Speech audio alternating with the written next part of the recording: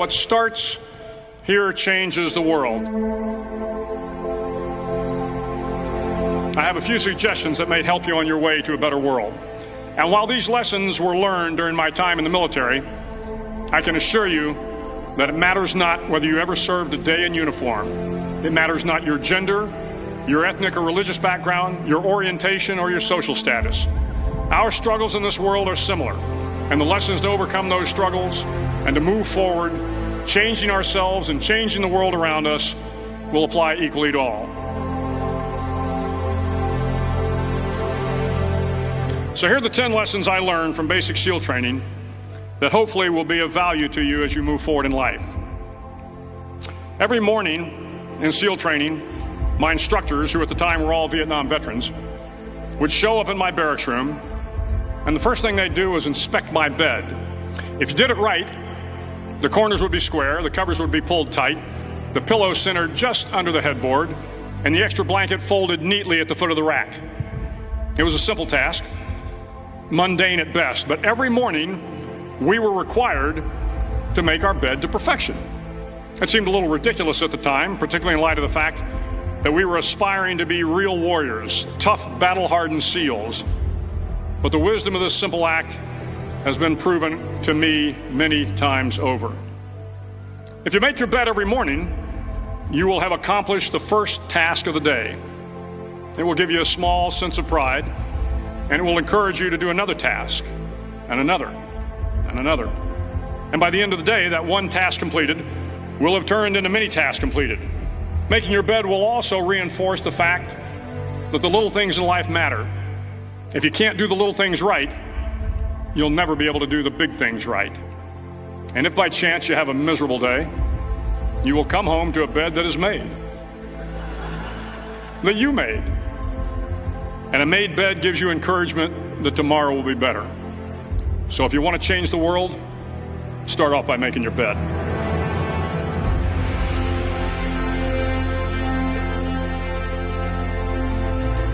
During SEAL training, the students are all broken down into boat crews. Each crew is 7 students, 3 on each side of a small rubber boat, and 1 coxswain to help guide the dinghy. Every day your boat crew forms up on the beach and is instructed to get through the surf zone and paddle several miles down the coast. In the winter, the surf off San Diego can get to be 8 to 10 feet high, and it is exceedingly difficult to paddle through the plunging surf unless everyone digs in. Every paddle must be synchronized to the stroke count of the coxswain. Everyone must exert equal effort, or the boat will turn against the wave and be unceremoniously dumped back on the beach. For the boat to make it to its destination, everyone must paddle. You can't change the world alone. You will need some help. And to truly get from your starting point to your destination takes friends, colleagues, the goodwill of strangers, and a strong coxswain to guide you. If you want to change the world, find someone to help you paddle. Over a few weeks of difficult training, my SEAL class, which started with 150 men, was down to just 42. There were now 6 boat crews of 7 men each. I was in the boat with the tall guys, but the best boat crew we had was made up of the little guys, the Munchkin crew, we called them. No one was over 5'5".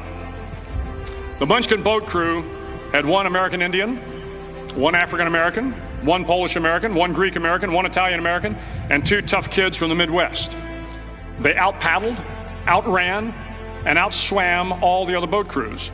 The big men in the other boat crews would always make good-natured fun of the tiny little flippers the Munchkins put on their tiny little feet prior to every swim. But somehow these little guys from every corner of the nation and the world always had the last laugh, swimming faster than everyone and reaching the shore long before the rest of us. SEAL training was a great equalizer. Nothing mattered but your will to succeed, not your color, not your ethnic background, not your education, not your social status. If you want to change the world, measure a person by the size of their heart, not by the size of their flippers. Hello, everybody, and welcome to the CARES Project podcast. Today we have with us Tasha Patterson. My bad. Wow, I didn't even know what to say. This is just a very difficult situation. Who her and her husband had their children taken by the DCF in Florida. They said that they were being abused, but there was actually a medical condition which was found out. And then now on Friday, she learned, and her and her husband learned that their children are being adopted out and have been adopted out. And so, welcome to the show. Thank you for having me. Uh, you wanna you wanna just kind of introduce yourself to our audience, please. Sure. My name's Tasha Patterson. I am in South Florida. Um, I'm a nurse practitioner. Had my twins back in 2022, and due to false accusations, here we are fighting a nightmare for almost 4 years. I don't know if you want me to kind of tell the story or not. Yeah, go ahead. Okay. So my twin boys, which they're in that picture back here, were born 34 weeks and 6 days. They were premature. I had some complications during my pregnancy, preeclampsia. I had oligohydramnios, which means low amniotic fluid. I fell not too long before I gave birth. I had went into preterm labor. I had hyperemesis gravidum. Very long list of issues that I went through during the pregnancy. Anyways, that gave birth 34 weeks and 6 days by C-section. Both of them went to the neonatal ICU immediately after. Micah stayed in the ICU for 24 hours, and Malachi stayed in the ICU for 2 weeks. Micah was sent from the ICU to the nursery where I was on the mother baby floor. And then he was discharged home with me at the end of that week. Malachi remained in the ICU. Micah went immediately to his next doctor's appointment a couple of days later. They needed him to follow up in a couple of weeks due to some weight issues or weight monitoring. And then Malachi was discharged at the same time. And then Malachi was then seen immediately in the pediatrician's office as well. He had to stay due to some breathing issues. We found out that he had a hole in his heart. And so does Micah. They both were born with an open hole in their hearts, an open PFO. And so when they were home with myself and my husband, they were only with us for about 6 to 7 weeks, but they were seen by a medical provider about 8 to 10 times within the 6 to 7 week period, whether it's pediatrician wellness visits, whether it's a sick baby visit, like I had a visit out of concern, and then 2 ER visits. The issues that I presented to the doctors over and over again is that they were fussy. And I didn't understand why they were so fussy. I was told it was probably colic or reflux. And that was it. I had rice cereal to the formula. One baby was started on Malachi was started on medication. Micah was started on medication way after the fact, after removal. But for Micah, they only wanted him to use rice cereal at the time that he was with me. And during that last ER visit, what happened is that the week and a half prior, I took Malachi to the emergency room. And the ER physician let me know that it's colic or reflux, the same thing everyone was telling me, and to give him time to get used to his medication. Malachi had 2 to 3, I think, providers see him within like a 48 to 72 hour period because he was just fussy, and I just kept taking him for care because he was so fussy. So it went from medical provider to the following morning, another doctor, and to that night, an ER visit. So that ER visit, she told me, just give him some time. And if his brother starts to get worse, bring him in too. So, Okay. So you're taking your children to the hospital as the issues are going on, saying this is what's happening, and they're doing the testing and everything else like that. So how is this a problem? So let me tell you, a week and a half later, I took Micah because Micah then was becoming fussier. The rice cereal alone wasn't doing anything for him. So then I told my husband, we talked about it. Maybe I'll just take Micah to the emergency room as well. And so while changing him, putting on, his onesies, little pants, his little socks, he was in a Velcro swaddle, took him out. And while changing him, we saw he had like a mark down his left side. It was pretty linear, right down the left side. Didn't know where it came from, but it aligned right where the Velcro strap was on his left side. At the time, I didn't think anything of it. I said, maybe it was the strap. I'm still going to take him to the emergency room.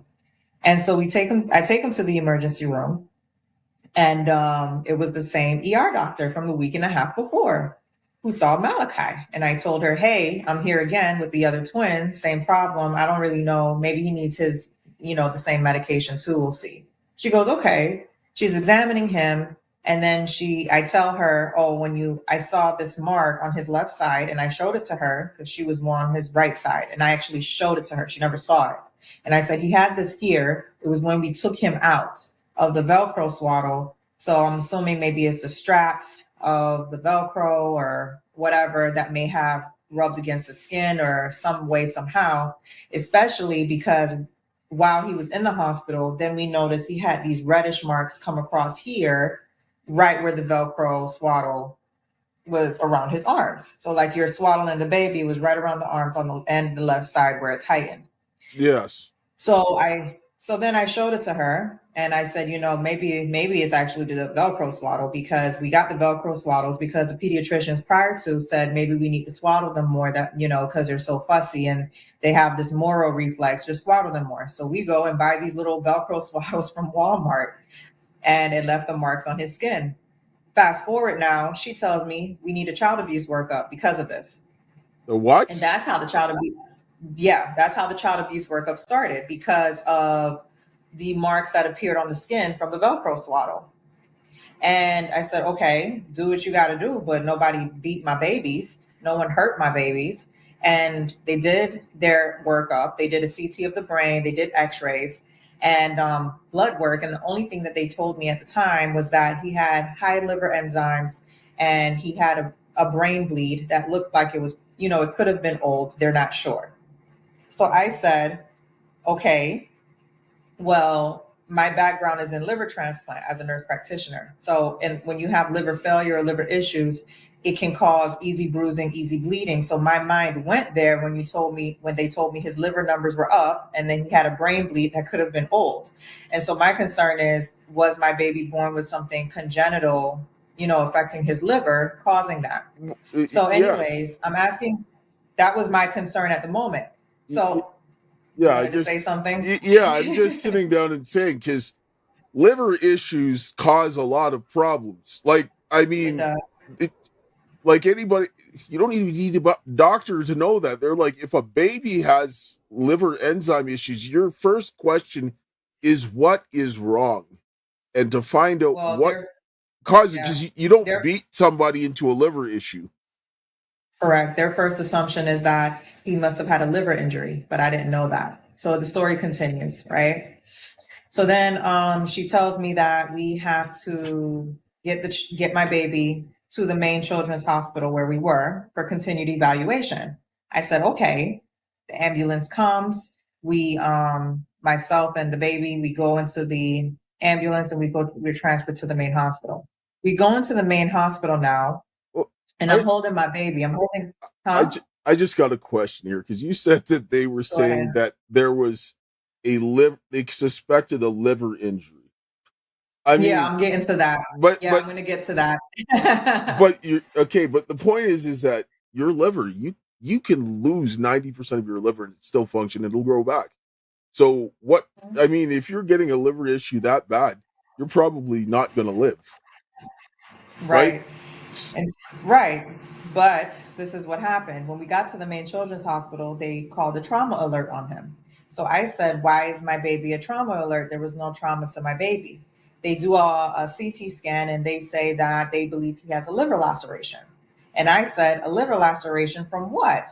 No, that was my first response. I said, from what? And they said they believe that this was from physical trauma. And that's their main diagnosis. And I'm like, but there was no trauma to my baby.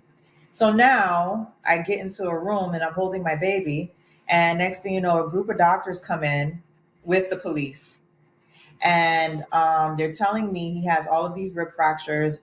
He has what they believe is a liver laceration. And then he has this bleed. And they believe, the baby was abused. And I'm like, but nobody abused my baby. I don't understand. Okay. So then they wanted to bring the other twin in. Now the police showed up to my home where my husband was with Malachi and my stepson, who was 8 at the time, MJ.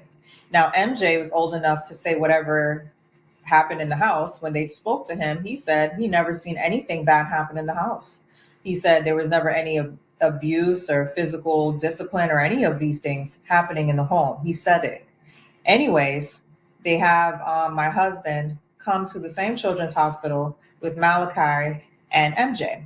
So Malachi gets scanned also from head to toe, and we just find fractures everywhere. Keep in mind, I had just taken him to the emergency room a week and a half before.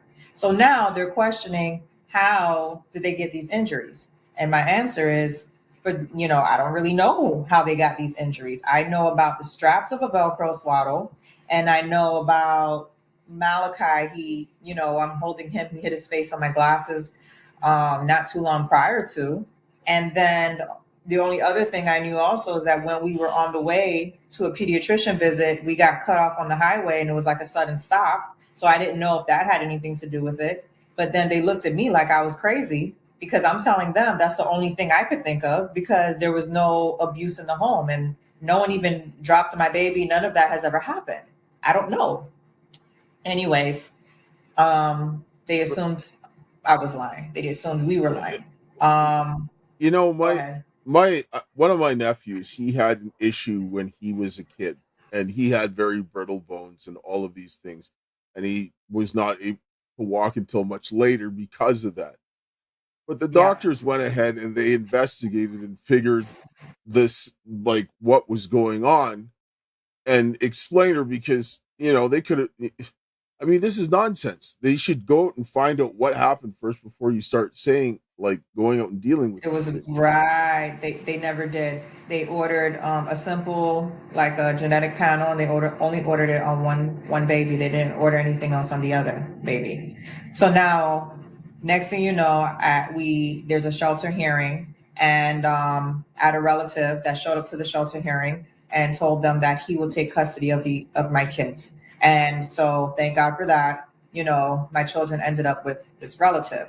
And so now my children are with this relative, right? It gets better. Then next thing you know, I find out, guess what? My babies are still fussy. Okay. So my relative did the same thing I did. Took them to the doctor. At first, he took them to the emergency room, and they were monitored, they were watched, and they said, you know what, they probably have Sandifer syndrome, which is a very severe form of reflux. They had finally changed the formula. Both of them were on the medications, and they actually got better, and they actually started gaining weight better and everything when that happened. They got discharged back to my relative, but then the fussiness kind of still continued. So then I get a phone call, and I'm being told, I think we need to take them back. First, what we did was they went to a pediatrician visit, the same pediatrician that I was taking them to at the time. And guess what this pediatrician then tells my relative? Just swaddle them more. The same thing that they told me, and then we get a Velcro swaddle and it left marks on my baby's skin, leading to a child abuse investigation, right? And so he gets upset and he's like, swaddle them more? Are you serious? So then he ends up changing pediatricians altogether. They don't go to that pediatrician anymore after he witnessed that visit. The following day, my baby's taken to the emergency room. Now, then it gets better. While in the emergency room, this relative, I didn't witness it, but he testified to it. He's holding one of my twins, Micah, and babies, they push against your chest and all of these things. And he pushes against his chest and he hears like a crack pop thing in coming from my baby, and he saw like a deformity in like his left arm. They did x-rays shortly thereafter, and guess what? My baby had a fracture right there just from pushing against my relative's chest. So now we find out there's a fracture there, right? And you would think, okay, yeah, something is definitely wrong. That makes absolutely no sense. And it happened in the hospital. Oh no, that's not what happened. So what ended up happening is that the same doctor that accused us in the county that we are in then travels to an out-of-county hospital where my babies were taken to. And out of nowhere, she travels there, and next thing you know, they try to take the children from my brother. No, I'm sorry, my relative. Yeah. What's this doctor's name? Jamila Tucker. And why is she going to a hospital that she doesn't? An out-of-county hospital. She doesn't work there? Out of county. She does not work there, and she did not cover that county. That's Miami-Dade County in Florida. It was a whole different doctor that covers Miami-Dade County, Florida, and that doctor did not play any role or intervene in the situation, even though they were in a Miami-Dade County hospital. We are in Broward County, Florida, and the babies were in a Miami-Dade County hospital. Okay. So they try to take. How far is that from you? Just because. From me, maybe about that hospital, maybe about a good 30 to 45 minutes, depending on traffic. Okay, so because I'm near to the county line of Miami-Dade and Broward County.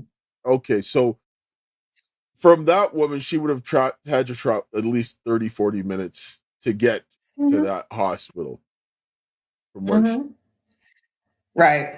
Then she goes and says, my baby was abused. So wait, you took them from us. You placed them in another home. The people in the other home taking care of the babies experience the same thing that I'm experiencing. Take them to the hospital. You leave your county, go to a different county, create a report saying that, yep, they're still abused. This is abuse, despite the encounter that was given to you. And now you try to take the kids from this same relative. So now we end up in court again. It was a different judge, and they were trying to say that he must have left us unsupervised. And when he wasn't looking, one of us would have broken the baby's bones and then left the visit. Now, that makes absolutely no sense. You're saying that you did this where? At the hospital? They said that. They didn't say at the hospital. They just said that one of us must have been visiting and he must not have been supervising properly. So essentially someone hurt the baby and left when he was not looking, which doesn't make any sense. It makes absolutely no sense. But they saw what happened at the hospital where the baby pushed on. Right. And he testified and he explained that's what happened. He witnessed it. It was in the emergency room. I didn't even witness it. He spoke to it. I didn't even know that happened until he said it. And so this happens. He tells this doctor this, and then she still writes a report saying, oh, it has to be abuse. So what does the state do? Run with it and say that, well, this has to be the narrative, and then tries to take the kids from him. Now, thank God, what happened is that we had a different judge, and he spoke to what happened. And she said, I don't have issues with his supervision. He didn't do anything wrong. We were always supervised. There was always someone there, and they did not remove the children. Let me ask you a question. So the hospital knows that this happened while your child was at the hospital. What did the hospital do to investigate this? So the hospital got genetics involved. The hospital also started running various testing. The genetic testing did not come back immediately. It takes time for the genetic testing to come back, depending on how comprehensive it is. So they started getting more specialists involved at that time in the hospital. But despite them getting more specialists involved at the time in the hospital, and they were still trying to do their workup, this particular doctor was still alleging abuse. And then they were trying to remove the kids and put them in the foster system at 3 months old. So anyways, it was a different judge. This relative testified to the same thing he told everyone. she said, she had no issues with his supervision. She's not going to make a determination on what caused the fractures because it wasn't her case. She was covering the shelter hearing or the trying to remove them. And she said the children stay where they are. So thankfully, the children remained with this same relative. So now you would think the state would say, yeah, something is probably wrong with these kids. Let's take a step back. No, they did not. They filed an expedited termination of parental rights. Malachi in particular then ended up having a clavicle fracture that we found out about weeks later. It was at this point, we're in November 2022. And when the orthopedic looked at it, it dated to like around the time frame he gave, it would have been the week he was admitted to the hospital. And so it's that week he was already also in the hospital that same time, still not in our care while in the hospital. This was brought up. It went over everyone's head. They ended up terminating our rights in 2023. We didn't have a diagnosis yet. In fact, I was still waiting for genetic test results for myself. So now we get test results back. I find out about this doctor in Boston who has an Ehlers-Danlos clinic. Ehlers-Danlos syndrome is a connective tissue disorder and it's genetic. And it was already suspected because, to backtrack, I had an orthopedic that was following me because when I fell during my pregnancy, I did sustain an injury when I fell and I couldn't walk. I was in a walker and I was in a cane. I was in a brace. I was essentially disabled at that time. And so I was very restricted in what I could do. And I had multiple people in and out of my house helping with the children. So that's another thing. There were so many people in my house. It makes absolutely no sense. Anyways. And so now, when they did x-rays on me with the orthopedic back then, before we even found out that the children had injuries, he explained to me that my kneecaps were rotating outward like this. And that he explained to me that I'm going to have a knee replacements, not at older age, but eventually I may need knee replacements because of it rotating this way. And then it's hitting, it's degenerating the cartilage, right? Yeah. So I'm like, okay. So then I said, well, why is that? He said, you were born that way. That's something that's congenital. You were born that way. So then I'm like, okay. So then I ended up seeing a primary care provider who said to me, have you ever heard of Ehlers-Danlos syndrome? Because I'm concerned that might be what's going on with you because you're very bendy. That was the word, bendy. And so I said, I've heard of it. I'm not that familiar with, all the different types, but I've heard of it because it's a connective tissue disorder. It can affect blood vessels, bones, skin. You get capillary fragility. So just friction rubbing against your skin can cause these weird marks and then they just disappear the next day. It looks like bruises, but they just disappear. I get them. And that's what happened with my baby Micah with the Velcro swaddle, the capillary fragility on the skin.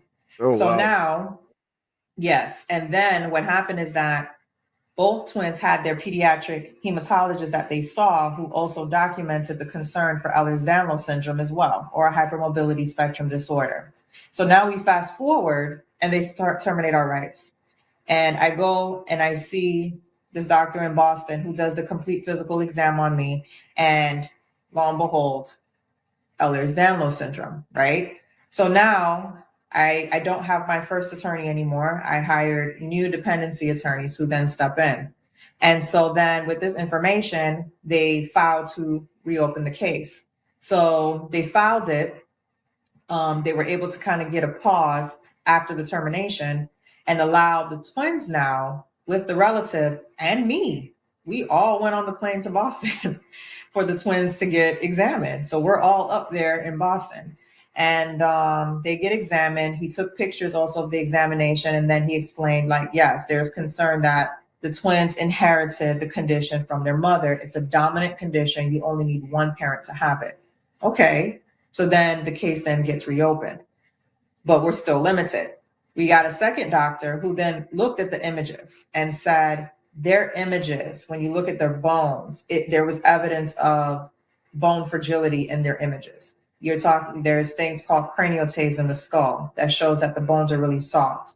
they had wormian bones in the skull, which are like defects as the bone, I think is forming. I think that's what it essentially how it's developed, but it's defects of the bone itself in the skull. And they listed the different things that they saw indicating there was some sort of bone fragility going on as well. Then my new dependency attorneys, they then depositioned the same doctor that just was accusing all of us of abuse,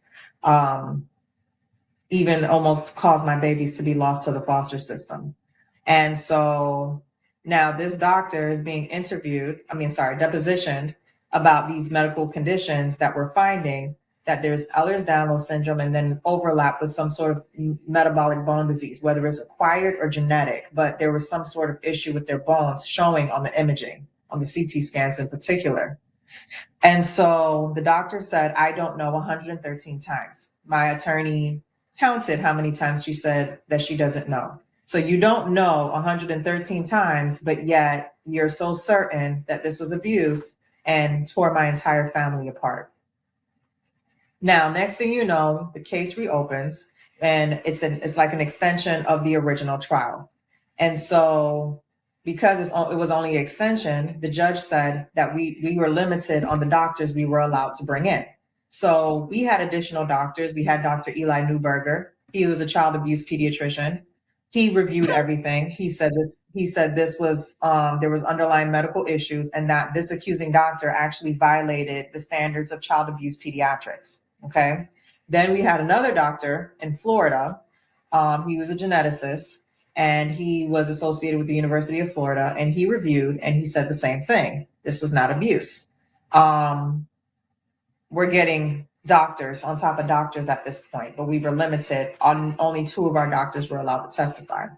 Next thing you know, the state decides that they're not going to use this child abuse pediatrician that accused us anymore for the reopening. Next thing you know, she's pulled from their witness list. And then we're told she's no longer a part of the Florida Child Protection Team. We don't know where she is. Which doctor? We were just told Jamila Tucker, the one who accused us. And this is the diagnosis we're still fighting, by the way. This is the diagnosis from her that led to my children being adopted. So now, yeah, go ahead. We just need to take a short break. I need to just play some. We'll come back on the other side and continue. Yeah. Hello, friends. My name is Keisha, and I'm a proud member of the Métis Nation of Saskatchewan. And I'm also a survivor of human trafficking. My trafficking began in Saskatchewan, moved into Alberta, and even crossed into the United States. I was stalked, hunted, and ignored by the very systems over the last 5 years that were meant to protect me. This is why, with my father Dale Richardson, we started the Caris Project. This is an Indigenous, survivor-led movement for humanity dedicated to exposing trafficking, government corruption, and holding institutions accountable. One of the most powerful tools that we are using is the petitions for redress of grievances. These are lawful constitutional actions rooted in Canadian and US law, and in treaties that tie us together across provinces, across states, and even across borders. These petitions are precedent-setting. They create a binding record. They demand accountability while representing reconciliation in action. Indigenous and non-Indigenous people working side by side to preserve liberty for all.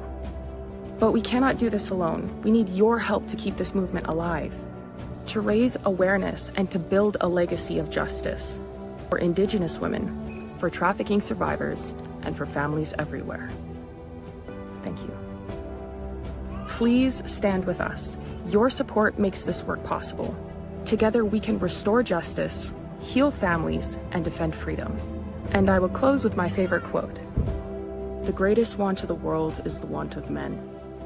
Men who cannot be bought or sold. Men who in their inmost souls are true and honest. Men who do not fear to call sin by its right name. Men whose conscience is as true to duty as the needle to the pole. And men who will stand for the right, though the heavens may fall. Thank you.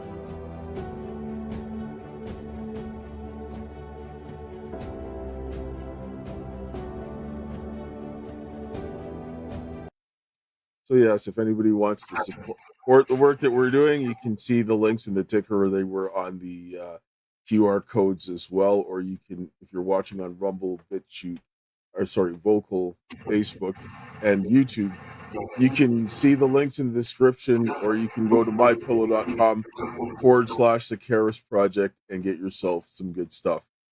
All right, yes. So we're back. So continue to say, so the doctor that you had on there that was on the case that made the diagnosis is no longer with the DCF, but yet, and she said on the stand, I don't know, 113 times. During her deposition, 113 times. My attorney counted it. And so, but this is the person they're relying on when they didn't know what they were doing. Correct. And so what they did is they ended up pulling her, saying that they're not calling her as a witness anymore, ironically, after this deposition that took place. And then they said that she's no longer even a part of the child protection team for Florida. Well, that was crazy. What they did do is that they ended up bringing in another doctor to essentially challenge the other doctors that we had. So essentially it was this expert against our experts. And then in the reopening, that's what it was. This expert was saying this and our experts were saying something else. But ironically, their expert didn't really, how should I say it? It wasn't really bad what he was saying. In fact, a lot of the things that he said actually supported a lot of the things that we were trying to say too. At least that was my impression. We walked out of that reopening thinking that we're getting our kids back because that was a slam dunk. We all thought that. We were preparing the rooms and everything. And then we found out that no, we got terminated again. She sided with the state and not our doctors. The judge? The judge. See, this is the problem that they have here. And this is where the Child Protective Services are off base, and this is where the judges are off base, because the judge has to make a decision on the facts and the law. And that's it, because a court is only supposed to just decide matters. Now, if the state doesn't prove their case, and this is where the onus is on the state to prove that this was the case. Correct. If they did not meet that threshold, and their witness, who was the one who said this was in the first place, didn't know what they were doing, and they had to bring in a second person, and they couldn't say with a high degree of certainty that abuse was the case, then the judge just exercises will. And that's what a court cannot do. That's just straight out unconstitutional. Yeah. And so then we, surprisingly, 2 weeks later, find out we got our rights terminated again. And that time, it was just insane. Like now, at that point, we were really confused as to what happened. It was one of those situations where were we all in the same court hearing, because that's how much it didn't make sense. So now we're in the appeals process, and we file our first appeal in the District Court of Appeals in Florida, at least South Florida. And in the midst of that, while we're doing an appeal, we're still looking into what's going on, what took place with our babies. So then we get a bone fragility expert who has his own pediatric orthopedic surgeon that looks at the images themselves. And what was specifically requested that we had not requested before was, can you date the injuries? So we dated the injuries, and the injuries, many of the injuries dated to while I was still pregnant in utero towards the end of my pregnancy, birth, and while they were in the neonatal intensive care unit. And then of course we know of injuries that took place after removal as well. So these were injuries that were occurring over a period of time, not necessarily only when they were with us. This was from in utero, birth, ICU, nursery, those sorts of things. And he actually put it in the report showing that the callus formation was so matured that in these 8-week infants, they dated to about 7 to 9 weeks old. And so 7 to 9 weeks old, I was either still pregnant or they were still in the hospital. So we're like, wow, this is gold. This is exonerating. He even explained the brain bleed also would have been from birth as well. It could have been from birth, especially with such a soft skull. And I was laboring, and the twin who had the brain bleed, he's the one where my water broke, and I went into labor that second time where they just had to deliver that morning. So it made sense. So now we're like, wow, this is gold. So we filed this in the lower court while we're under appeal for the original termination that took place like a month or so earlier. The lower court denies what we put forth dating of the injuries, saying that it's not new evidence, it's only a reinterpretation. So it's denied. Then, no, I can't make this up. That's what was said. That's what was written. And that we're just trying to have a second bite at the apple. That's what was said about us. So then, in the midst of all of that, remember, we're still in the first appeal. We file a second appeal with the same information of the dating of the injuries. That second appeal is also put on hold while we're still in the first appeal. In the midst of all of that, I'm still being proactive the best way I can. So we get a reanalysis of my whole genome sequencing, and the twins get whole genome sequencing, which is the most comprehensive genetic test you can really have based on the technology that was had at that time, 2024. The results come back. It took a few months, and it showed that we had a mutation in gene fibronectin 1. And it wasn't a lot known about it. It's been associated, mutations in this gene has been associated with like bone disorders. But this gene is also responsible for other things in the body, such as, integrity of collagen, integrity of blood vessels, those sorts of things. And a mutation in that gene could cause, susceptibility to bruising, easy bruising, issues with the bones, just totality, of everything that they presented with overlapping with the Ehlers-Danlos syndrome. So now this is separate from the Ehlers-Danlos syndrome. It's overlapping now, where Ehlers-Danlos syndrome can't overlap with other genetic issues. And in our case, it was with this mutation. So now we're like, oh my gosh, this is a big deal. It was not found before, but now it's found now. We filed this in the lower court, is denied because the significance of it is unknown. So now we're still in our, Wait. The judge denied it because the significance of it is unknown. Was unknown, yeah. And so it wasn't enough to convince her that it was significant enough for the case. But if it's unknown, you need to figure out what its significance, what happens if it's a massive issue and you don't know. Put a pause, right? Pump the brakes, right? That's what you would think. No, that's not what happened. So now we have to file another appeal.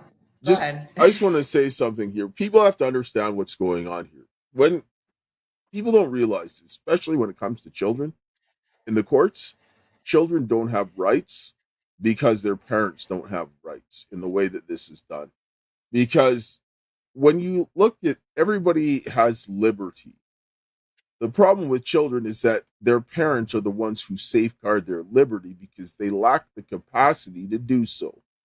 So when you look at it, the Constitution says that you can't have a deprivation of liberty without due process of law.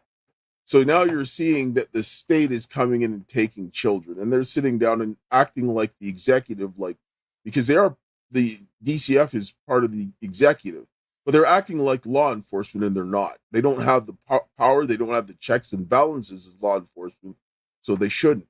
And when you're sitting down in cases where you think that that's the case, they should be following evidentiary process and let the police handle the investigation, not the DCF, and so forth. And they have to have protections put in place to safeguard the liberty of the child, which needs their parents. And you can't understand what the child's issues are until you hear from the parents. And if you don't give the parents due process, then the child does not have due process. And the state does not have the same vested interest in that child as the parents do. They just don't. It's not theirs. Correct. So now we file another appeal. Keep in mind now, just to backtrack, because I may have skipped this, In 2023, when we went into going into the first termination trial, 2 weeks before the trial, they filed criminal child neglect charges against us. It was just kind of slapped on us out of nowhere because we didn't have the medical information at the time. We didn't know what was going on still, and they decided to slap us with child neglect charges. So now we go into everything else, and then we have pending charges just hanging over our head like this. So now, go back to that with the mutation that was found. We file another appeal, right? In the midst of this first appeal is still being litigated while we have these other appeals happening, but they're put on the back burner while this first appeal is happening. We finally get through all of the briefings of the appeal. The state is defending the judge. We're saying that there's no way by clear and convincing evidence you can say that this was abuse. There's no way. I mean, even though it was expert versus expert, you're talking about fractures even after removal. You're talking about a clavicle fracture that happened that was dated to during the week that the baby was already in the hospital. I mean, you're talking about a arm fracture that was discussed or witnessed by the relative that was holding the baby. And then you're talking about discrepancy of fractures where it was seen in one image, but then when you do the images again later, some of the fractures, you're like, was there really a fracture there? I don't know what, it's not there anymore. I don't know what it is.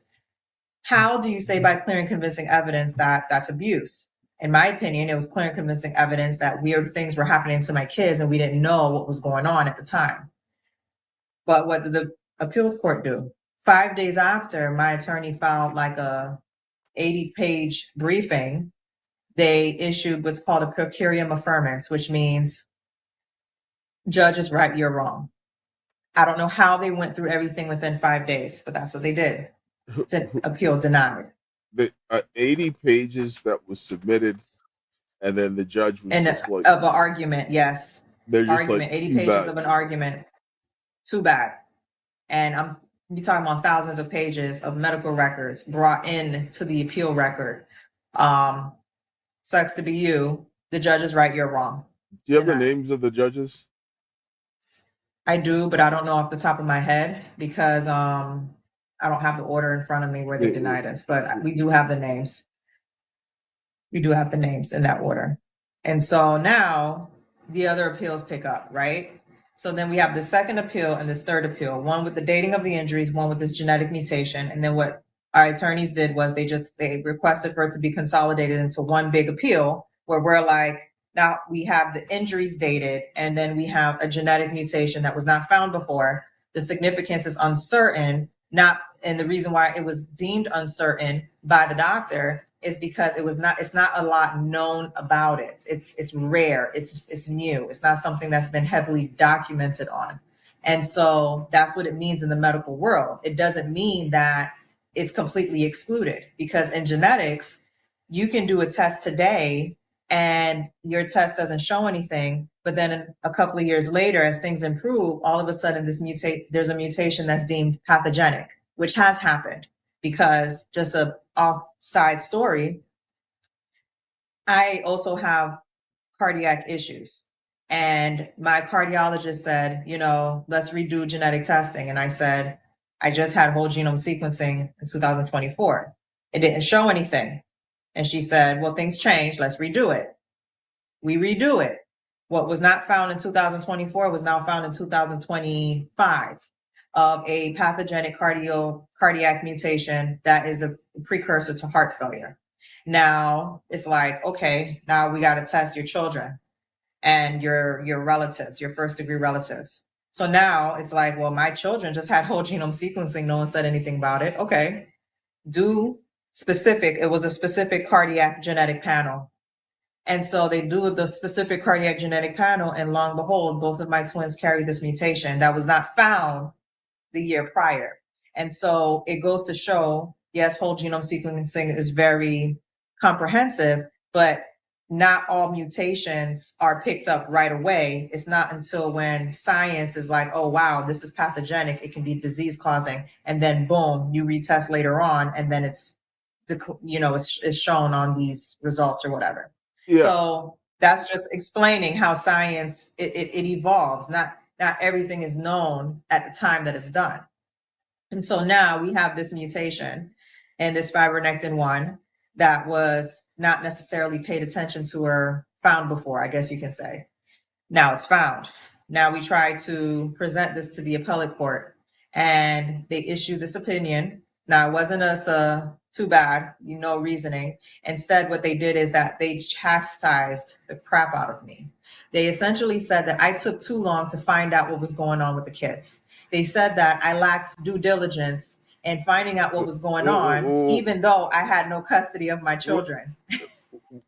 Who said this? The appellate court. The court said this. This was in the state. This is a state court. Yes, the state court, the district court of appeals, and this now this second appeal that we combined together. And they also said that the same thing. It was very one-sided, regurgitated everything that the state argued.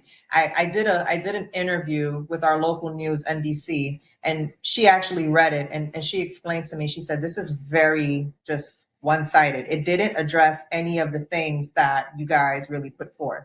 And I said, I know. I said, they chastised me. They essentially said it was my fault. I took too long. I lacked due diligence. That even though I lost my job and my health insurance, that is not justification to not get this stuff before. But I lost my job and my health insurance because when they arrested me, they put my mugshot on the news, and then I was immediately fired, and I had a termination letter FedEx to my house. But yet I'm supposed to find a way to keep stable housing, still be a mother to my children, and defend myself in this criminal case. And then also I'm supposed to try to defend myself in this dependency case as well, saying that no one hurt my babies. And you have all of this against you. And then you're told by a doctor that there's somewhat newer technology. So that's why we're going to do the testing, which this newer technology did not take place until March 2024 when we got swabbed. Yet I lacked due diligence.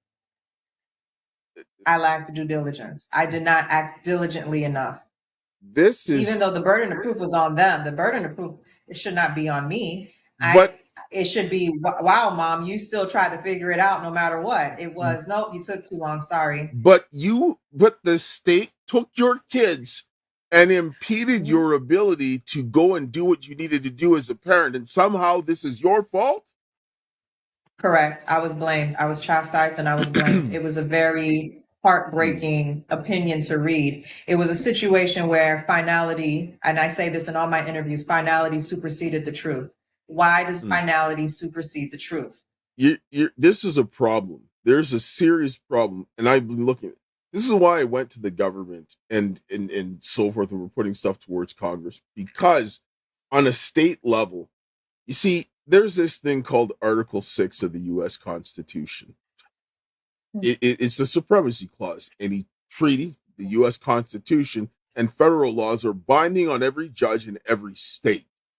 What I'm watching here is a systemic disregard of the U.S. Constitution that is happening in every state, in addition to the state constitution.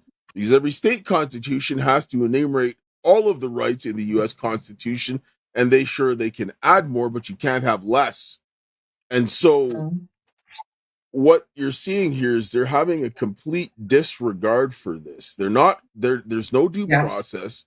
They're not treating people like they have liberty. They're treating them like they own them and make decisions. They're not listening or regarding things, because in order to have due process, you have to answer the argument, and you have to do it based on the facts and the law, that when a person comes behind it, that they can go and sit down and see, okay, justice was served. Because if you're looking at what's happening here and it doesn't make sense, the judge is doing something seriously wrong.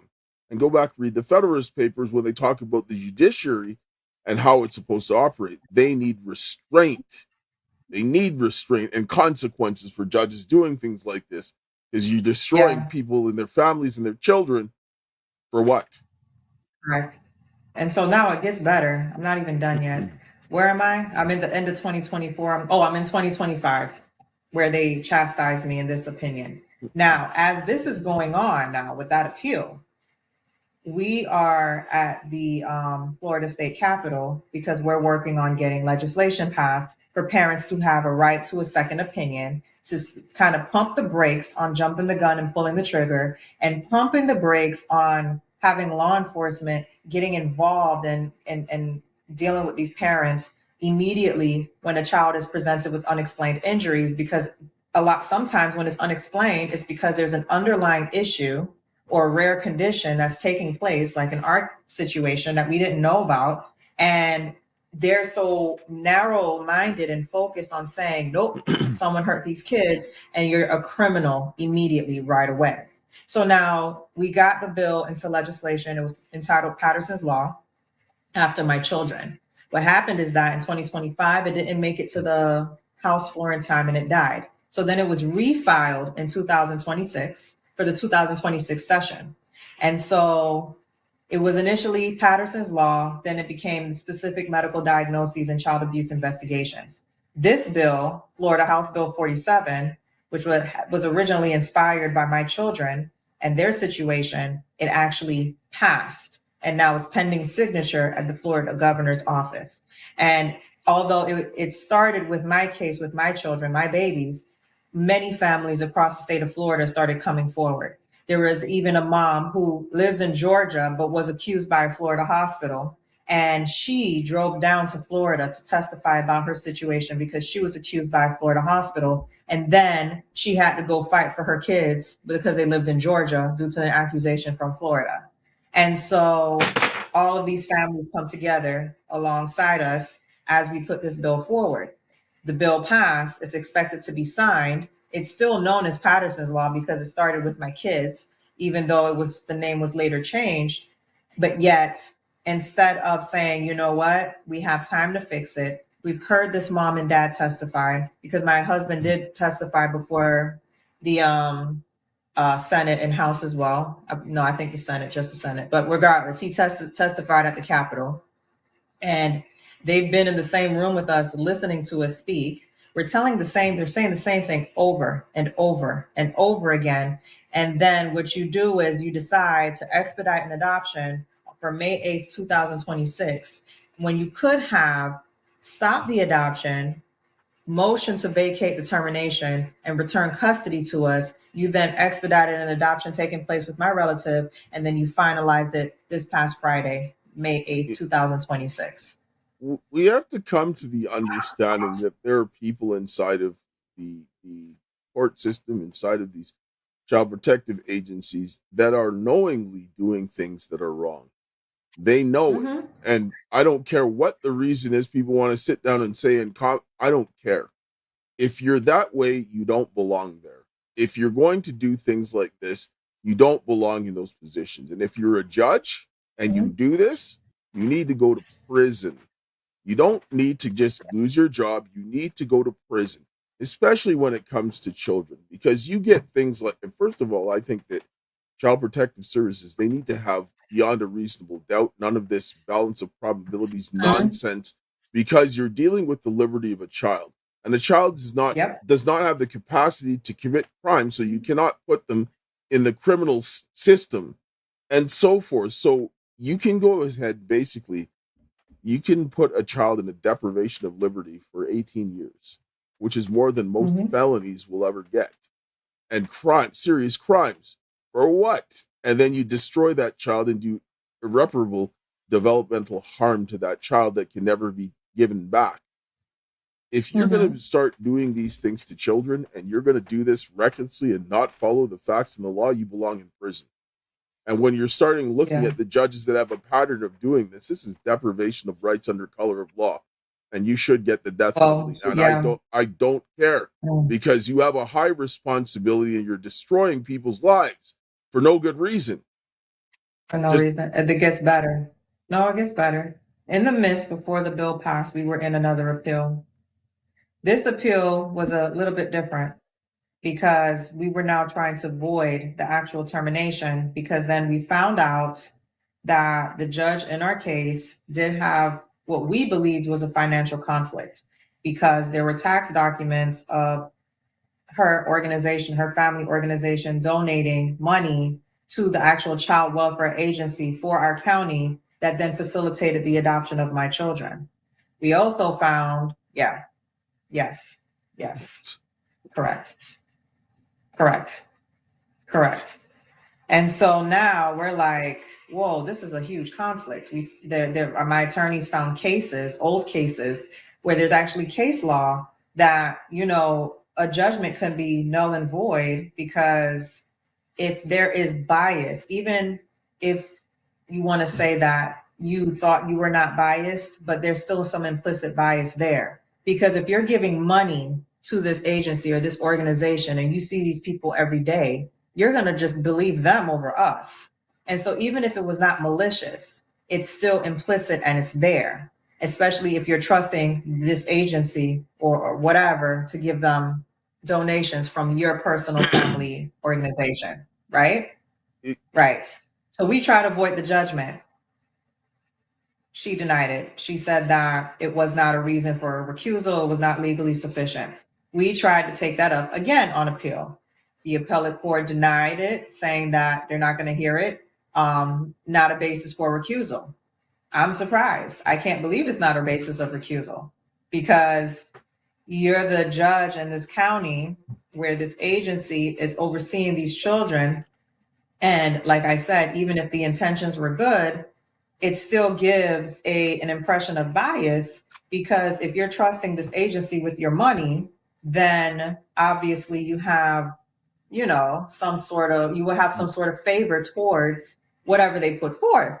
Well, and then of course we took it on appeal and we were denied. When you see a repeated pattern of behavior that demonstrates your intent, I don't care what anybody says, because if you keep doing the same thing over and over again, that shows that you have intent and you're willful what you're doing. Once or twice, maybe there's a mistake, but when you sit down and you keep seeing it happening over and over again, and then it's like, oh, I don't know, really? I'm pretty sure every person has a brain, and that brain is what drives you to do every action. So you know what you're doing, right? And when somebody's saying no, this is wrong, you're going to sit down and double down and say no, I'm going to keep doing it. You're lying. You're doing this is deliberate intent. Everybody doubled down. We had been trying to get a different judge to listen, reconsider, double down. There was a refusal for recusal on that end. And then when we tried to take it up to the appellate court, again, denied. We tried to do a prohibition to just stop her from overseeing the case, denied. My attorney actually emailed the chief judge saying that, look, this is really a concern. This is a concern, not saying that, like I said, not saying that there's ill intention, but implicitly you will have a bias on one side versus the other if you're actively supporting these people, especially financially. It's just, at least for me, it's common sense. Everyone has implicit biases, and that's common sense there. But they're supposed to recuse in a conflict of interest, and you're donating money to someone. That's a clear conflict of interest because you're supporting what they're doing. You just, and this is who is coming before you on a regular basis in court. And so this is what we were trying to put forth. We're like, listen, this is reasonable to think that we believe that there may have been some bias, especially when we kept putting forth medical evidence and you're shutting it down. Boom, boom. You're just shutting it down. Every single motion, every single appeal, just shut down with the weirdest explanations. And then some of them, there was just no explanation whatsoever, none. And then again, that appeal we tried, denied, no explanation. And then that happened around the same time we were working towards this legislation that got passed. So the legislation passed, but then in the court system, you're just abuse of power left and right, boom, boom, boom. And when people are asking how come you just can't correct the wrong? It was the parents took too long to find out the decision was already made. But you have the power to correct it. And this is why legislation is now in place to protect parents from the same situation. And if an adoption is not finalized, you can still correct it, even though it took a while to figure it out. And of course, it took a while for me to figure it out. You took my place of employment. You took away a lot of my financial income. I could have lost my home. I didn't know if I was going to lose my home. then I still have to be present and a mother to my children through visitation, right? So, And I so, don't even have custody to take them for a workup. so right now you don't have a job? Well, I did get a job, but I was unemployed for about a year and a half. I can say, and I thought I was going to lose my license, but I was able to renew my license, and I work now in private practice.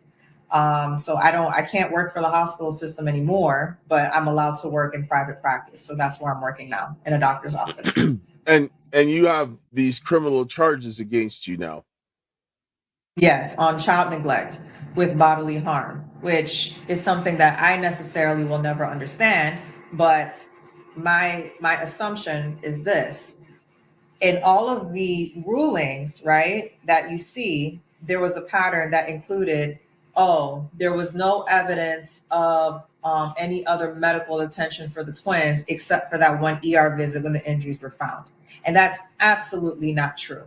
We were in a court hearing in April 2023 where the timeline of all the appointments they were taken to, including the ER visits, where the state was in the hearing with us, and we all stipulated to the timeline in which I took them to the doctor's office and ER visits, because they said, can we stipulate to this? Because if not, mom is going to have to testify. And they said, yes, we stipulate to it. But then in these court rulings, this is what you said. But there's actual transcripts of when the stipulation took place, and everyone ignored it. And then you're saying that there was no evidence of medical attention sought for the children prior to that one visit. So maybe that's where they got these child neglect allegations from.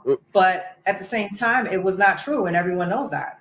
What was the case that they brought before? Like, what did they bring to the state to justify these cases? Like, what are the evidence that they present for these charges? The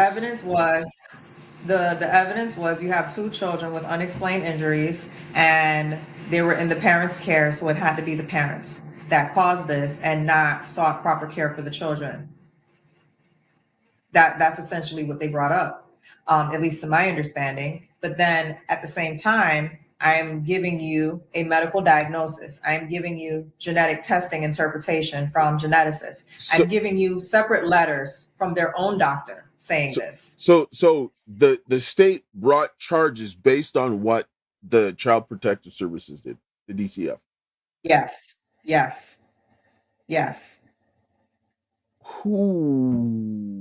What was this, a sheriff's office? Was it that did the investigation, or was it who brought this? How did this come about?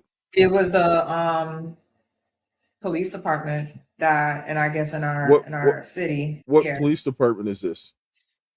It was Pembroke Pines Police Department And in Broward County, Florida, that did this, that brought the charges, but it was on the basis of, I guess, whatever the department DCF was doing through their child protection doctor. But who's not there anymore. But did they investigate and get the information from the other medical professionals? No. Why not? They never had conversations with our doctors.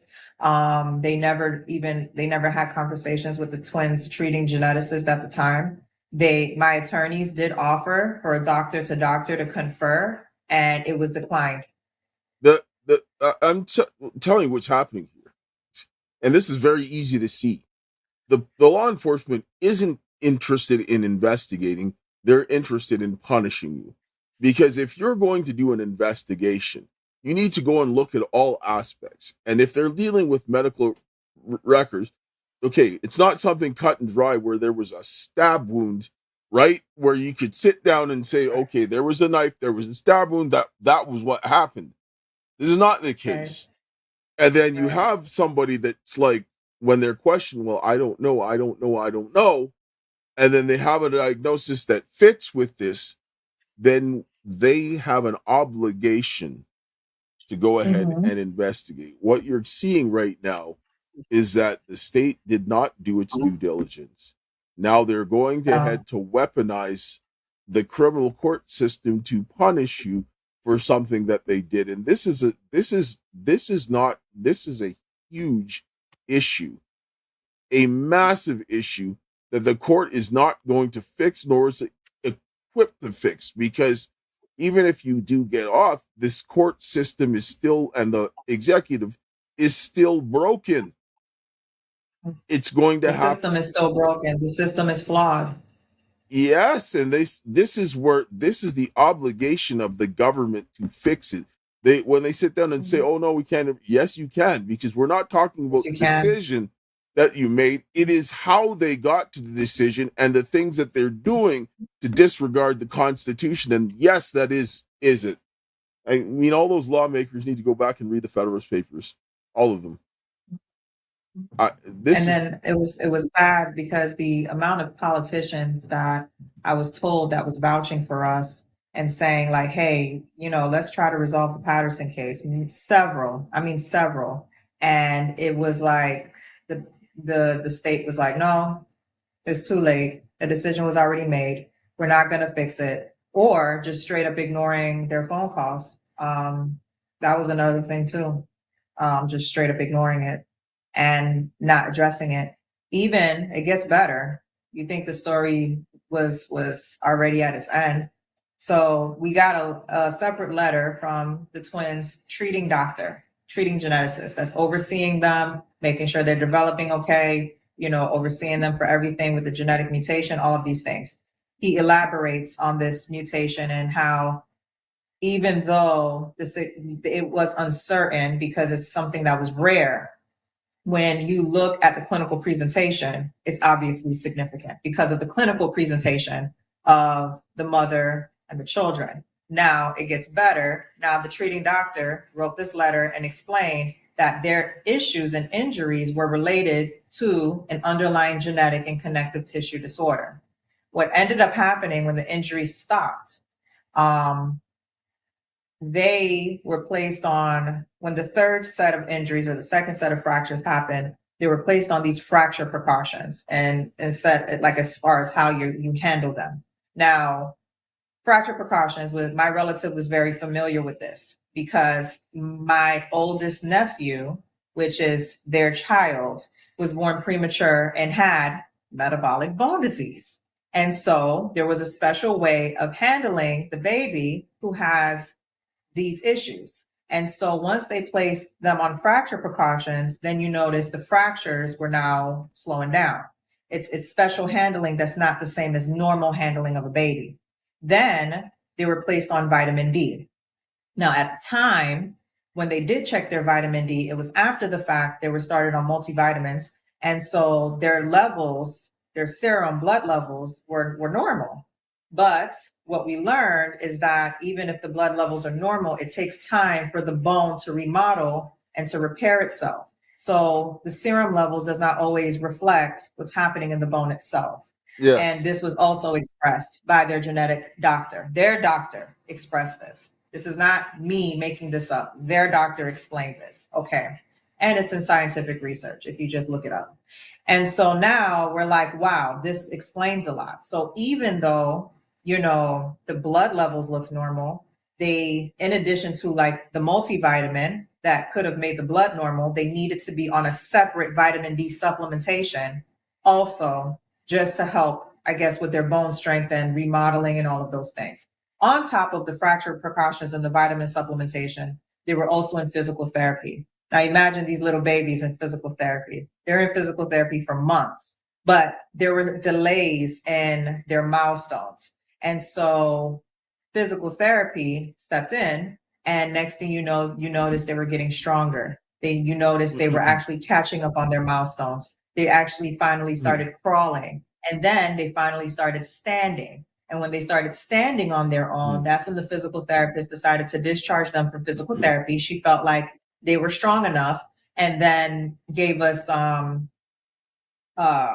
paper of what we can do with them at the house in the event, just to keep them still hitting their milestones. And if they were to slow down again, or if we were to notice anything again, we let them know, and then they come back into physical therapy.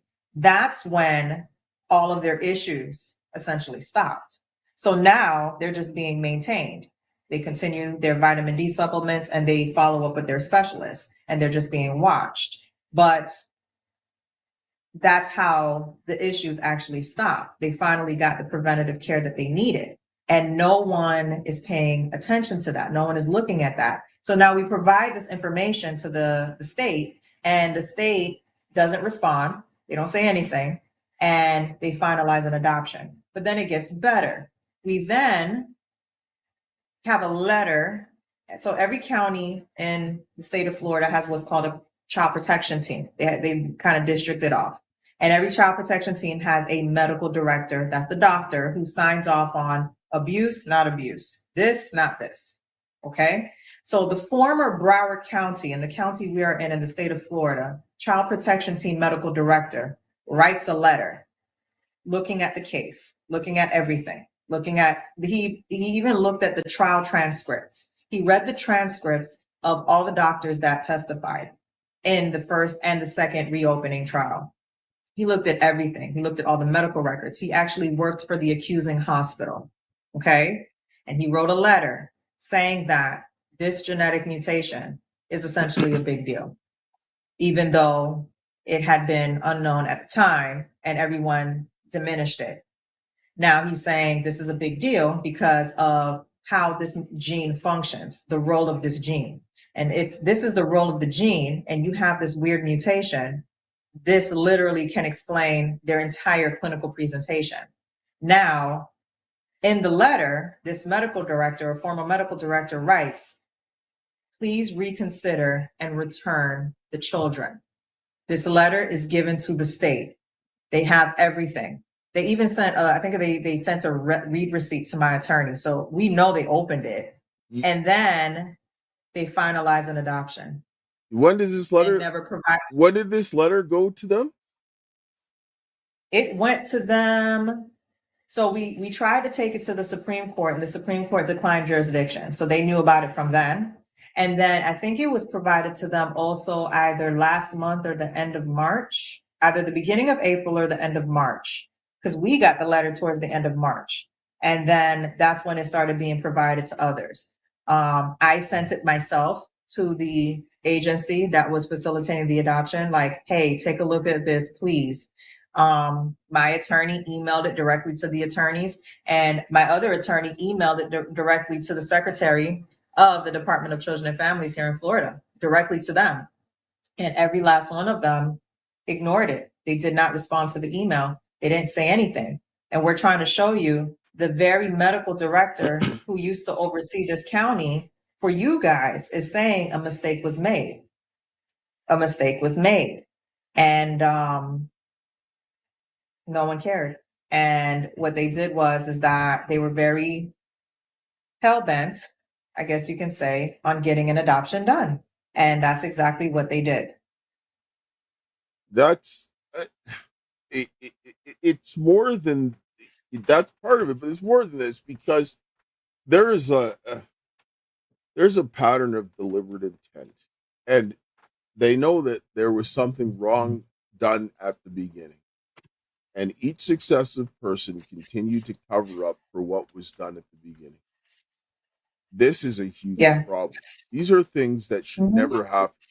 There's times where, okay, well, you're trying to decide between something you might lose. That's a different story than we're talking about somebody losing a few dollars in a lawsuit or small claims court issue, as opposed to something with somebody's child. The stakes are very different.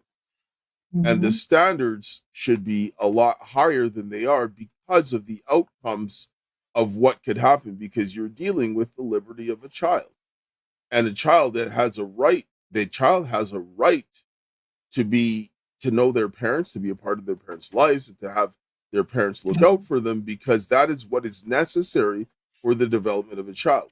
You look at the statistics for child protective services and how many people, when you see state intervention in a child's life, have higher incidences of going into prison, higher incidences of substance abuse, higher incidences of being trafficked, and all of these negative outcomes. This tells you that state intervention should not happen unless it is absolutely necessary. And that means that it's at a very high threshold, because even with parents that are drug addicts or criminals, they fare better off staying with them if you help the parents. Right. And even in a lot of cases where they are in bad situations, the child does worse, and they're better where they are, even if they were in the same bad situation than they are in the state care, which tells you something. Right. This is just unbelievable. It's insane, and it doesn't make doing. sense why. It doesn't make sense why we're still here. It doesn't make sense why they really finalized this adoption this past Friday. It doesn't make any sense. And now there's a level of brazenness that needs to be checked. People shouldn't. I don't care who you are. I don't care what your position. I don't care if you're the president of the United States, the governor of a state. I don't care who you are, judge anybody. You have to follow the law like everybody else. And you need consequences. And you should fear consequences for not following the law. And the problem is that people aren't fearing the consequences because they're not getting any.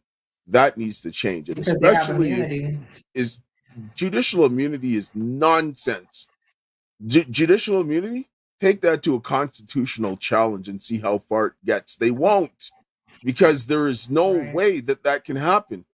The president isn't immune, and Congress are not immune from felonies. So what a judge is? Excuse me? Right. Exactly. No. That's what happened in the Maya Kowalski case. I'm not sure if you're familiar with it. Also, it was a big case in Florida. I think they sued the accusing hospital. The mother was having a hard time. She was falsely accused, and she felt like if she committed suicide, then her children would be at least released back to the father, and it would end. She committed suicide, and then later on, Maya, and I think she had siblings, was then given back to the father. They ended up suing the hospital because it was a known medical condition that Maya had, and it was not medical child abuse, or what they said it was. Anyways, they sued the hospital. They won, but then I think the hospital then took it up on appeal. And then guess what? The appeals court overturned it, and they said that the hospital and these workers or whoever was protected by immunity. And there was no accountability. And that's the problem. When did this happen? Oh, this overturned last year. It was, I think, last year, and I think it was around the time our case was denied also, I want to say. No. And no, that's not a thing. And this is where people need to start putting their foot down. And this is why this filth happens. Go read the Constitution. Do you see any immunity written in the Constitution for people like that? Exactly. No, exactly.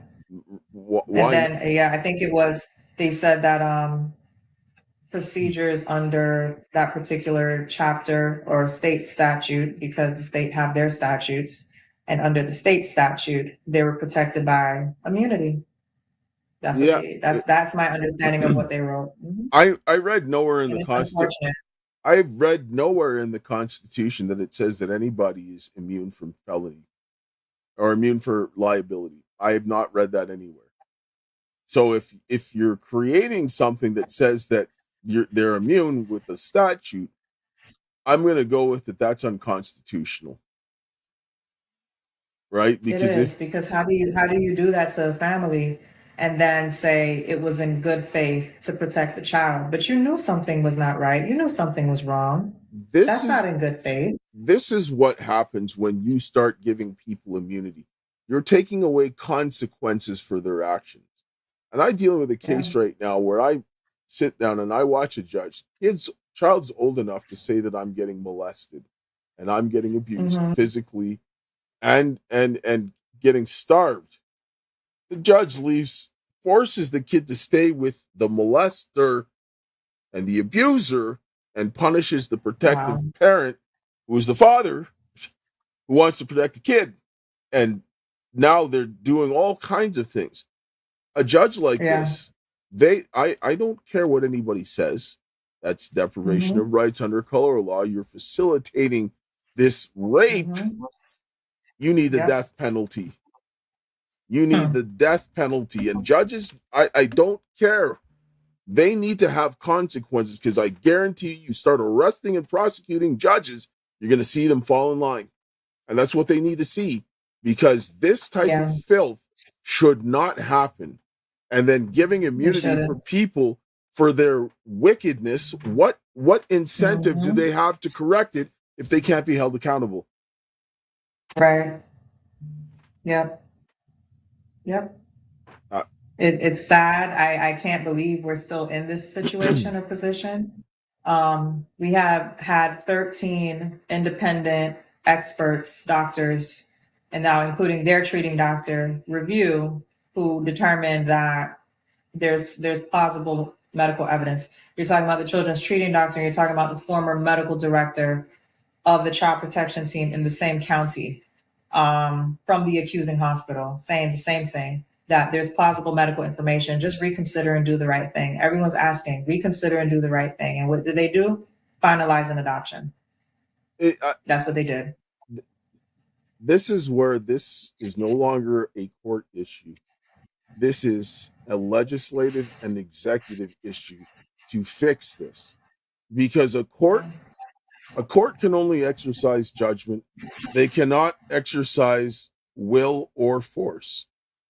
And in order to change this, you're going to need the will and the force. And the will comes from the legislative, because it's the will of the people. Sometimes the legislative tries to act and exercise their own will, but no, that's not the way it works. You know, you're a public servant for a reason. That servant, you're a slave to the will of the people. And if you're not, then you're acting like a king. And sorry, that doesn't fly in any place that has any type of representative form of government. Right. It doesn't. Yeah. I'm sorry that you had to go through this. This is unconscionable. So what now after all of this? Well, now the children are in the permanent custody of my relative and the spouse. We also fight our current charges. They have the medical information as well. My criminal attorneys had handed that over about a month ago, but we haven't heard anything in regards to that. And so now we wait. What we did find out, though, ironically, is that something was filed this morning to continue our restrictions with the children. And from your criminal I provided case. Now they're asking to still enforce the restrictions from the dependency case, enforce those contact restrictions in the criminal case. And I'm not understanding why I have to be on these restrictions, or we have to be on these restrictions, and we're literally handing everything to you. You have everything, but yet you're trying to enforce supervisory restrictions. Are you going to trial? Are you going to a trial for your case, for your criminal case? If necessary, yes. If necessary, yes. What are they doing right now? What is happening? We don't know.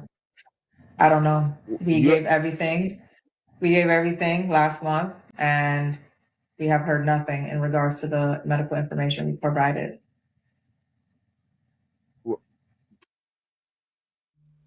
Because you see, they're going to have a problem, because if they don't convict you for that with the criminal charges, they're going to have a big problem with Child Protective Services, what they did.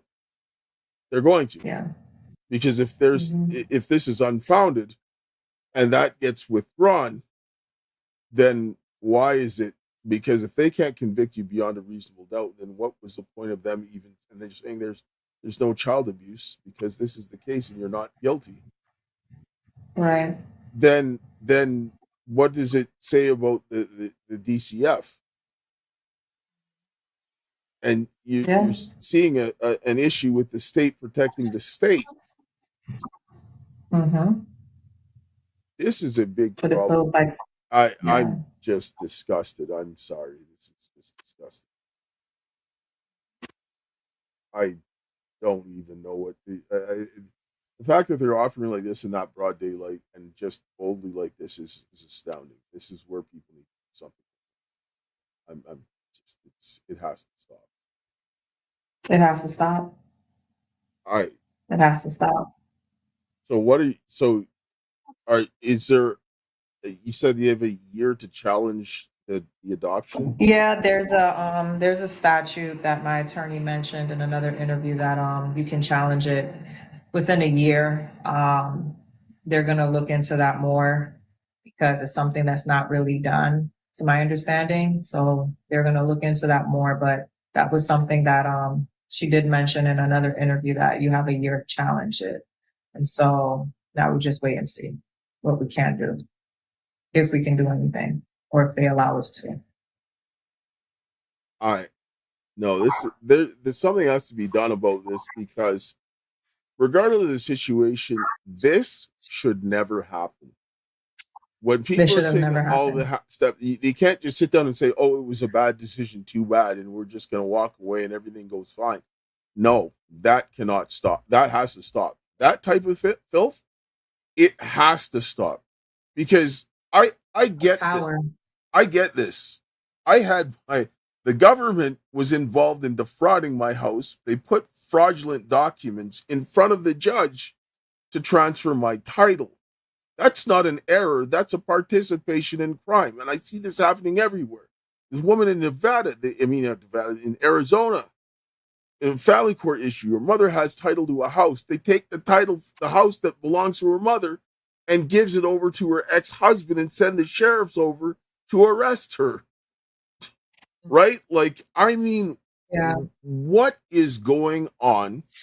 I was followed from my home twice by law enforcement. Yeah, I was followed twice. What is going on? There are people going out, and all these people committing crazy crimes. They're not getting caught. They're going in and out of jail. But you try to do something for your kids, and then they destroy your life. Like, what? Yep. This is. No words. I'm sorry. This is terrible. I mean, it's like, how do you even feel comfortable in your own home when you feel like you've been abused by the system? And every time you leave your house, like twice, like I said, I left my house and I was followed by law enforcement. One time because they had a search warrant for my phone and they followed me from my complex. And then the second time they followed me from my home, from the complex. I saw them when they were parked outside, and I saw them when they were following me, and I actually called my attorney. He was on the phone. Wow, I was watching them follow me, and they followed me all the way to an intersection in the street when they flashed their lights and said, "Oh, did you know you have, I think something like 2 felony warrants or something like that," he said to me. And I'm like, and you followed me from my house. I saw you following me. He swore up and down he was not following me, but I'm also not dumb. And they arrested me in the middle of the street.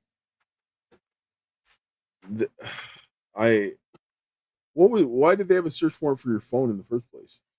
What did they say? I don't even know why. I don't know exactly the reason for taking my phone. But when that happened, that was in the beginning of the actual opening of the case. I was leaving my house to go to the hospital because the orthopedic was there to talk to me. He wanted to talk to me that morning. So I'm leaving my house to head over there. And a cop is following me. I don't know why the cop is following me. It's like 7-something, 8 in the morning, super early. And he pulls me over on the side of the street. And then he asked for my ID. I gave it to him. He came back and then he said, "Okay, you need to give me your phone." I don't remember exactly what he said, but essentially he was like, "I need to give him my phone. He has a warrant for my phone." And I said, "Well, why?" Because my attorney is supposed to talk to your detective today. Why are you taking my phone? And he was saying that you need to give me your phone, essentially is what he was saying. And then I'm like, "Well, I need to call my attorney. I need to talk to my attorney." And so, of course, it was early in the morning. I didn't get my attorney on the phone right away when it happened. It was very, very early. But then what he ended up doing is that he reached into the passenger side and he grabbed me. He put his hands on me. And yeah, and then I came out of the driver's side and I was screaming for help. I was grabbed and I was hit on the what is it called? The front of the car. The hood? Well, I can't think of it right now. The hood. I was slammed on the hood of the car and he put cuffs on me. I actually had a brace on because I had issues with my hands, and I had a brace on my knee because I was still recovering from the fall during my pregnancy. I had just started walking off and on without a cane. And he said I was looking like I was crazy. He said I was going to look crazy in court because I was trying to run in the street. He took my brace, threw it on the floor. He put cuffs on me. He said I was detained. Several other officers showed up to the scene for one of me. Did you get the body cam footage from this? I think my attorney has it. I never looked at it myself. It's too traumatizing, but I'm not sure if he has it or not, but I would assume he has it, as all of that's part of discovery.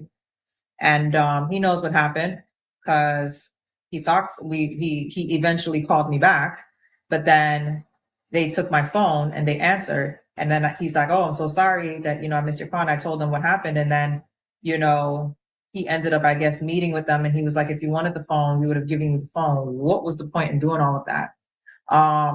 Anyways, I don't know the outcome of that conversation, but that's what was said. And, that's what they did to me. And when they came and said that, essentially they had to use excessive force because I was a big girl, even though I had just given birth to twins. So yeah, I was bigger. I had just gotten cleared from a C-section. I had a brace on my knee and a brace on my wrist. And I was going to see this orthopedic to figure out what's wrong with my kids. And you stopped me because you were too busy criminalizing me and not allowing me to be a mom to figure out what's going on with my kids. Then I find out what's going on with my kids. And then I'm chastised by the court saying I took too long. But yet this is what happened to me. This is what was being done to me. Yeah, there's a big problem. And like I sit down and say, this is something that I'm not saying don't go to the court, but I'm saying this is something that the government has an obligation to deal with. And they try to avoid accountability, but they need to get it. It was very traumatic. They took the phone, let me go, I guess. They still have the phone to this day. I don't know where the phone is, but they have it. This was in 22, now we're in 26. And I ended up still going to the hospital to see my babies. And there was the DCF caseworker who was there and a parent advocate who was there, who saw the bruising on my skin. They saw the hand marks from being grabbed, the way I was grabbed. And I told them what happened. And they told me that I needed to go to the emergency room and get checked.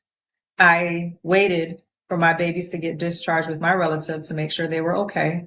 And once I knew they were okay and my relative left with them, my husband then took me into the emergency room to get checked out. And I was seen in the emergency room and evaluated. And there were pictures taken of the marks all over my skin from the assault that took place.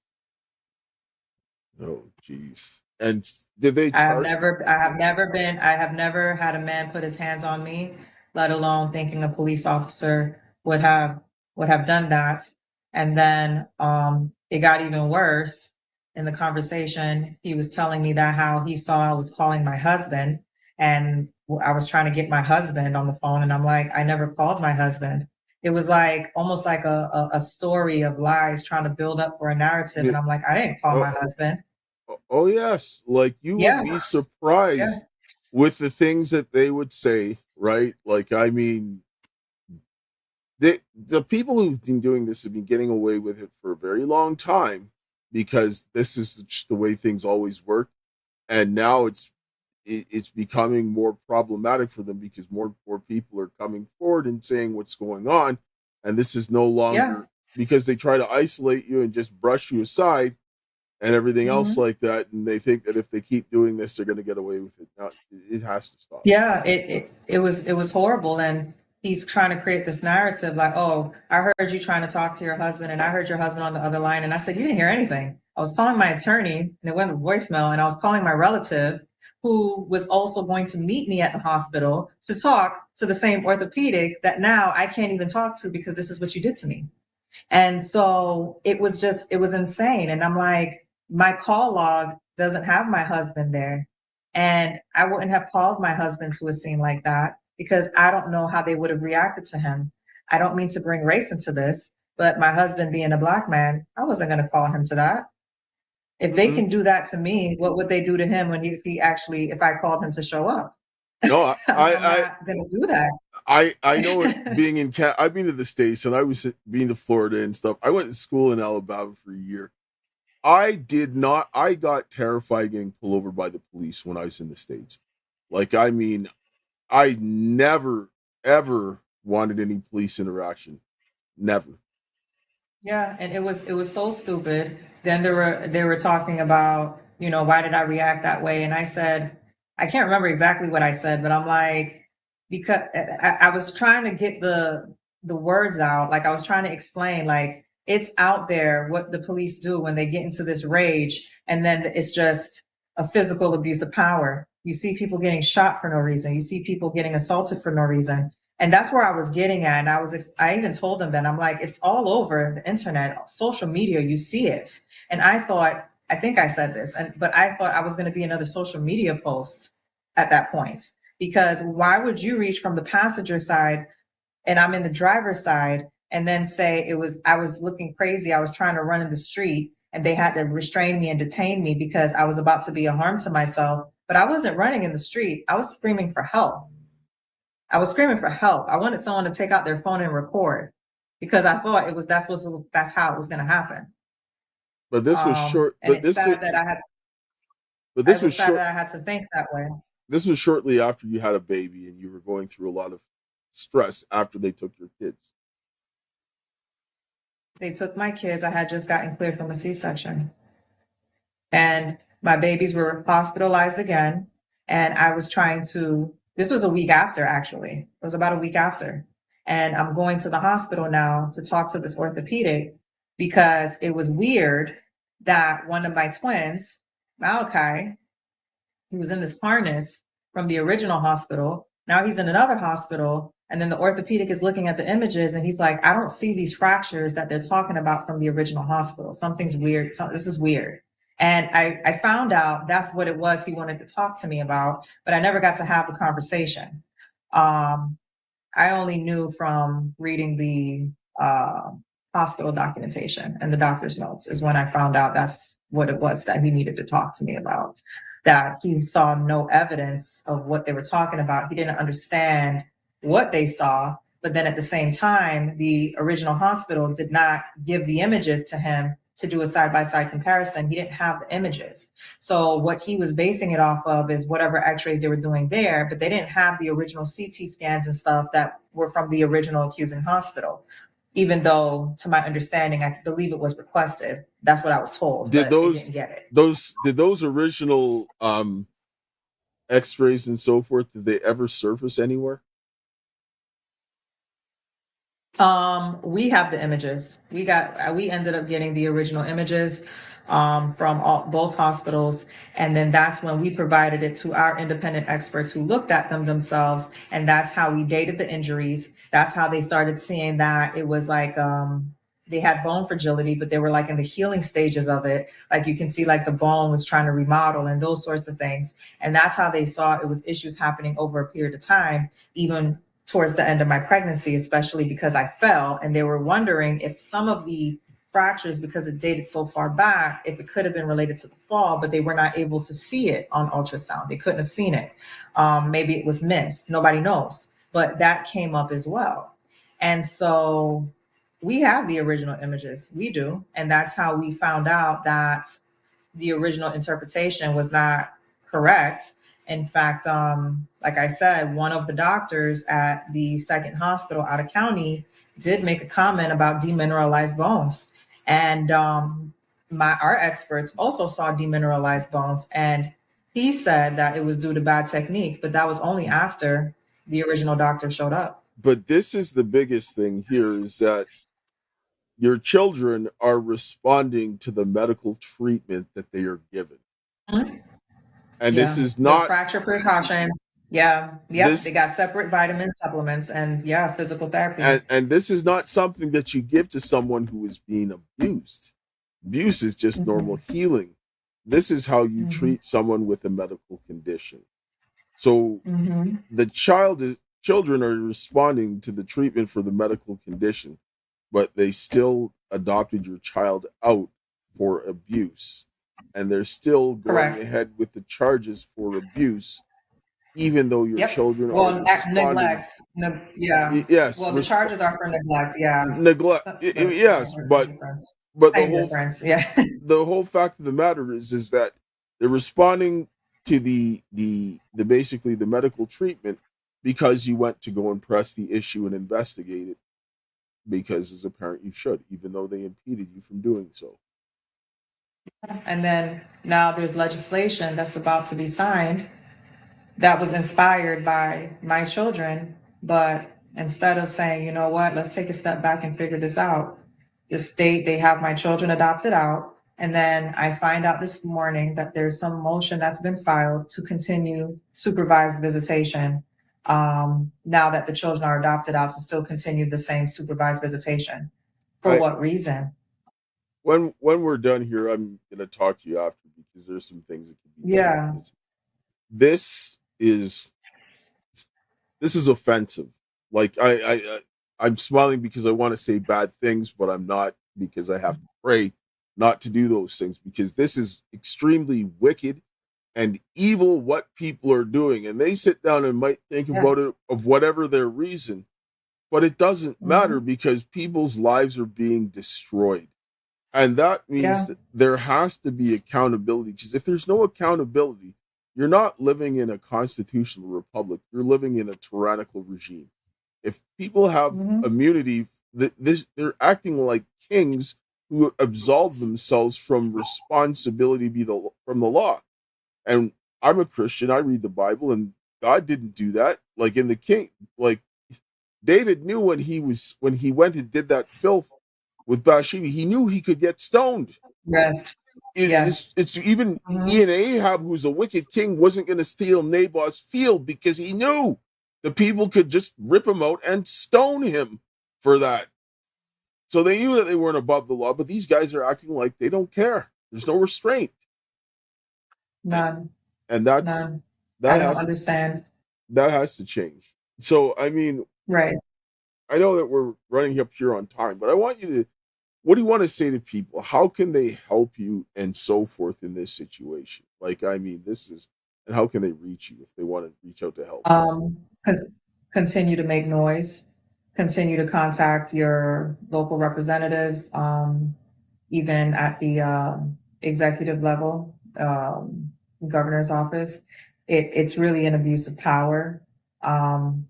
I did an interview with someone else, and they recommended even the Attorney General of the state of Florida, because it doesn't make sense what they're doing and why they're doing it at this point. It's almost just not almost, it's really just an abuse of power. And that I would hope is helpful. But yeah, that's it. And all right, people, share this, do whatever you can. Like, this is ridiculous. And the more I hear about this, the more angry I get. This kind of stuff, it irritates me. And when you're a judge, you have a responsibility based on your position and the power that is given to you to perform your duties. But it isn't allowed, you're not allowed to abuse your position, and you're not allowed to not have consequences. Now, we're not talking about a small matter where, okay, well, should I have got the, $5,000 and I didn't provide enough evidence to justify my claim? Well, that's your problem. You shouldn't sue a judge for that, because you didn't bring your case. But when you're looking at the fact that the judges are doing things and they're straight up ignoring evidence, ignoring facts, ignoring the law, ignoring the Constitution, you deserve consequences, because the reason why it happens is because they're not getting consequences. And when you see the consequences, and if they're worried about making the wrong decision, then you shouldn't be a judge, right? Yeah. Because Mhm. when you take that responsibility and authority, that there's risk that involved, and yes, you need to deal with the consequences, because if you have a leader that has no consequences, you're going to have a tyrant. It's just really what it is. Yeah. Anyway, I'm going to close here with a prayer, because we Yeah. need some prayer. I mean, Jesus have mercy. All right. Heavenly Father, Lord, we thank you for this day. Lord, we thank you for your love, grace, and mercy. And Lord, I bring before you Tasha and her husband's situation with their children, and the wickedness and the evil that is being done by the people in the state. And Lord, with their situation with the being charged for something that there's no business for doing. Father, I put this before you and help the people to come together and to deal with this, and work something out for their benefit, so they can be reunited with their family and their children, and that they could go ahead and continue to live their life in the way that you want them to. And Father, I ask of you this day for the men and the women to come together to rebuild our families, our churches, our community, our nation, that we can have protection from the children who need it the most, is my prayer in Jesus' name. Amen. Amen. And thank you all for coming, and we'll see you again.